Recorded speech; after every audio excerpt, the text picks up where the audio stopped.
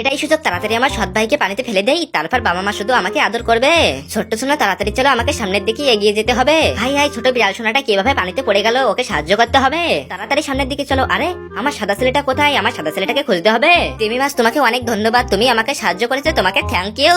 ছোট্ট সোনা এই নাও, তোমাকে পাড়ে নামিয়ে দিলাম, তুমি এখানে ভালো থাকো। তিমি মাছ, আমাকে সাহায্য করার জন্য ধন্যবাদ, টাটা বাই বাই। জঙ্গল থেকে কিছু কাঠ সংগ্রহ করে আমি আগুন জ্বালিয়েছি, এটা সাহায্যে একটা রাত কাটিয়ে দিতে হবে। সমুদ্র থেকে কিছু পাঙাশ মাছ পেয়েছি, এগুলো ভাজি করে খেয়ে ফেলি। এই নির্জন দ্বীপে আমার অনেক একা একা ভয় লাগছে, তাড়াতাড়ি ঘুমিয়ে পড়ি। আমি হলাম সাহসী বিড়াল, আমাকে তাড়াতাড়ি হার মেনে নিলে চলবে না। এই কাঠগুলো দিয়ে একটি নৌকা বানিয়ে আমি দ্বীপ থেকে বেরিয়ে পড়ি। সাগর নদী পেরিয়ে আমি চলে যাব আমার বাড়ি। বন্ধুরা, তোমরা তাড়াতাড়ি পেজটিকে ফলো করে লাইক করো।